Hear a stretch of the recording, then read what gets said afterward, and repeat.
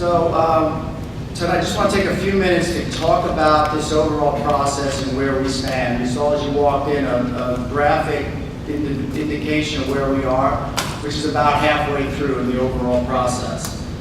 And if you think back to where we started with, the steering committee was meeting back in early August, and working with FEMA came up with these 4 general themes.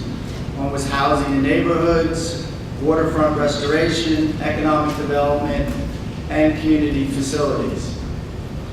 From that, we had our meeting, our first workshop back on August 21st, at which over 135 of our residents and business owners came and wrote little sticky notes on boards. It was really a kind of great event. You saw these little yellow things at the end. Unfortunately, somebody had to count all those and read them all and take all that information and put it together, and our friends from FEMA helped us with that.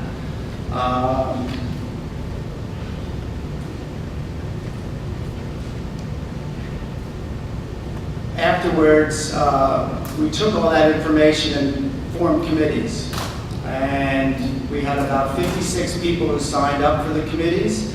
They met every week from the end of August just until this past week, taking all that information, going through everything, and coming up with what are the core issues related to all those comments, and then what projects can we come up with that are both practical and actually address the issues. So what you see tonight is 15 projects that were developed to address all these issues. And when you look at these things, you'll see that most of them have 1 to 2 sentences and a bunch of bullet points. They are very broadly defined. We have not looked at the details of what the bulkhead might look like. We haven't brought in engineers to do that.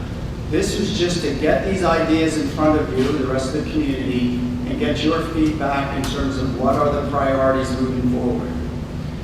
You see people walking around in committees and they have a little sticker on their thing with a color on it. That'll tell you that they are a committee member, in which case you can go up and talk to any one of them, and they will help you to understand how we got to these 15 projects and why they think that those are important.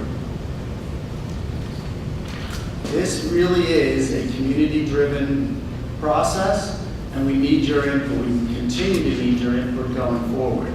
So we ask you to really take your time, learn about all the projects, and then vote. We ask you to vote for your top 10. And the idea coming out of this is that they will then be prioritized.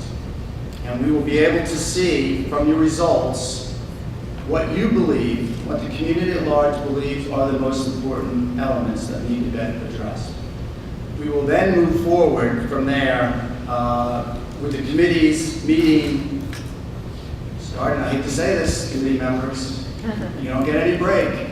We'll be back at this next week, meeting to take this information with the priorities, and now, can't be 2 sentences and some bullet points, now we have to really write a plan.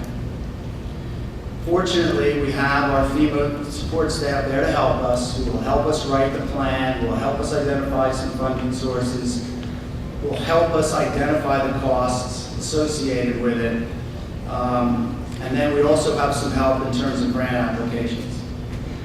The next milestone is November 6th. It's not very far away, less than a month, where we will meet again and we will present the overall plan.